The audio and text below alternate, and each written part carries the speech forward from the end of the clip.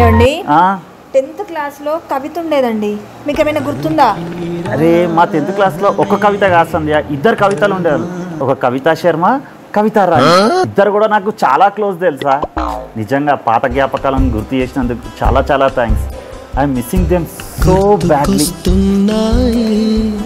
నేను అడిగేది తెలుగు బుక్లో ఉండే కవిత గురించి, మీరేమో సందు దొరికిందంటే చాలు నీ మగ బుద్ధే వంకర బుద్ధి అంటావా అమ్మవా అంటావా అమ్మవా. ఏమండి మీకు చిన్నప్పుడు ఏమైనా కోరికలు ఉండేవా? నేను పెద్ద పెరిగాక ఇలా ఉంటే బాగుండు, అలా ఉంటే బాగుండు అని. చాలా కోరికలు ఉండేటి సంధ్య.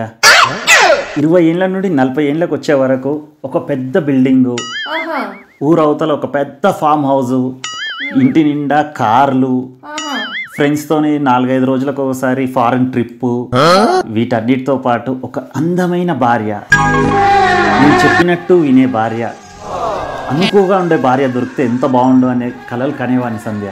మరి ఆ కళల్లో ఏదైనా నెరవేరిందా మీకు? ఇవన్నిట్లలో ఒక్క కళ మాత్రం నెరవేరింది సంధ్య. మరి ఇంకా ఆలస్యం ఎందుకండి, ఫాస్ట్గా చెప్పేయండి.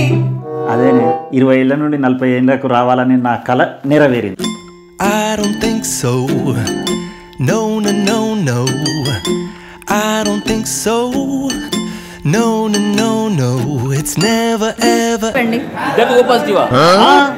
మరి ఇంతకుముందు ఏ బ్లడ్ గ్రూప్ ఉంటే మనకు తెలియదు.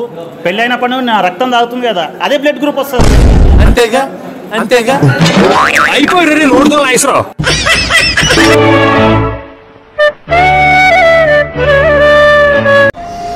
ఏం వెంకటేష్ అంత బాధపడుతున్నావేంది? మావిడితో గొడవైందబ్బా.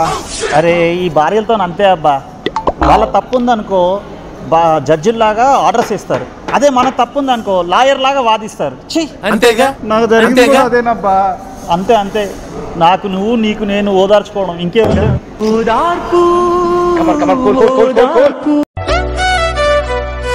వావ్ చాలా బాగా రెడీ అయ్యావు సంధ్య, కానీ చేతులే బోసిగా ఉన్నాయి. ఓ చేతులు అంటున్నారా? మొబైల్ ఇప్పుడే ఛార్జింగ్ లో పెట్టానండి, ఛార్జింగ్ అవ్వగానే తెచ్చేసుకుంటాను. ఎప్పుడు నీ మొబైల్ పిచ్చే. నేను అనేది ఏం తెలుసా, ఇంత మంచి శారీ కట్టుకున్నావు, ఇంత మంచిగా రెడీ అయ్యావు, గాజులు కూడా ఇలా చేతి నిండా వేసుకుంటే బాగుంటుందని నేను చెప్పినాను. నీ ఆలోచన నీదే, నా ఆలోచన నాదే. వేసుకోపో మొబైల్.